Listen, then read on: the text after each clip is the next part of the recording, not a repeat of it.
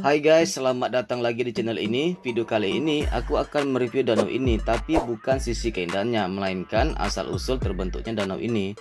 Video ini adalah edisi liburan, lanjutan dari review video sebelumnya. Bagi teman-teman yang belum nonton, bisa cek di akhir video ini ya.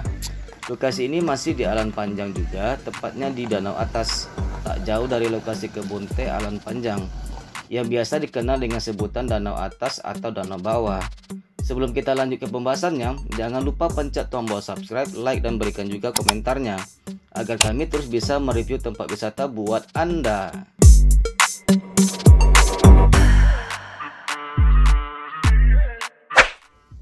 Danau kembar ini berada di Kecamatan Lembang Jaya, Kecamatan Lembah Gumanti, Kabupaten Solok, Provinsi Sumatera Barat. Jaraknya sekitar 60 km dari pusat kota Padang atau sekitar 50 km dari pusat kota Solo. Ada sebuah cerita yang turun-menurun disampaikan mengenai legenda terbentuknya danau kembar ini. Di zaman dahulu kala ada seorang nenek yang bernama Ninyak Gadang Bahan yang kerjanya adalah maarik kayu atau membuat papan atau tonggak. Ninyak ini sangat unik, badannya besar tinggi dan bahannya sebesar nyiru. Bahan yang dimaksud di sini adalah beliungnya atau kampak, alat untuk menebang kayu dan membuat papan. Nyiru adalah tempat menempis beras yang lebarnya kira-kira 50 x 80 cm. Setiap berangkat ke hutan, Ninyak ini tidak lupa membawa beliungnya.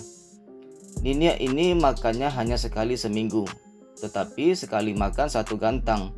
Untuk mendapatkan kayu top atau papan yang bagus, dia harus naik gunung atau naik hutan. Setelah beberapa hari dalam hutan, dia akan pulang dengan membawa beberapa helai papan atau tonggak yang telah jadi dan membawa ke pasar untuk dijual. Dari hasil penjualan papan atau tonggak inilah dia menghidupkan keluarganya. Pada suatu hari ketika Ninyak ini berangkat ke hutan, di tengah hutan tempat dia biasa lewat itu tertutup. Ninyak ini kaget, kenapa ada makhluk yang menghambat jalannya. Makhluk ini sangat besar sehingga menutup pandangannya. Ninyak berusaha untuk mengusirnya, tapi makhluk ini tidak bergeming, malah balik menyerang. Ternyata makhluk ini adalah seekor ular naga yang besar. Tidak bisa disangka lagi, darah pituan Ninyak moyang langsung mengalir ke seluruh tubuh Ninyak. Katanya, lawan tidak dicari, kalau bertemu pantang mengelak. Terjadilah perkelahian antara naga dan Ninyak Gadang Bahan. Naga melakukan penyerangan, Ninyak Gadang Bahan tidak tinggal diam. Seluruh kemampuan yang dimiliki oleh Ninyak Gadang Bahan dikeluarkan. Beliung yang berada di tangan ia hujamkan. Jurus-jurus silat yang sudah mendarah daging tak lupa ia keluarkan.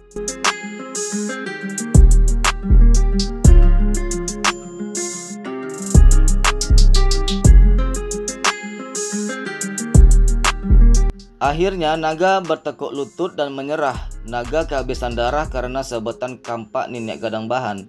Kepala naga nyaris putus. Darah mengalir dengan deras. Angku Ninyak Gadang Bahan menarik naga itu dan melempar dengan sekuat tenaga dan sampai ke sebuah lembah.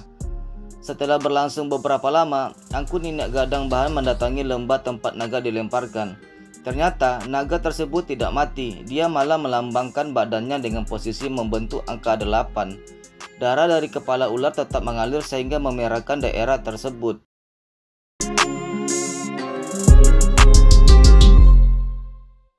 Sehingga daerah ini menjadi tempat kunjungan yang menarik bagi angku dan juga orang-orang yang ada di sekitar itu. Tapi apa yang terjadi? Lama-lama badan ular ini mulai tertimbun oleh tanah, dan di antara dua lingkaran ular itu tergenanglah air yang membentuk dua danau kecil. Lama-kelamaan danau ini terus semakin besar, sehingga terbentuklah dua buah danau yang besar dan indah.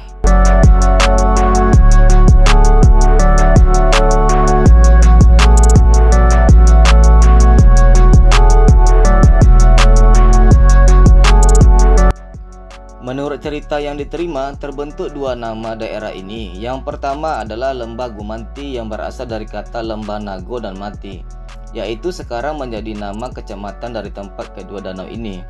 Kemudian ada juga yang mengartikan lembah nago nan sakti.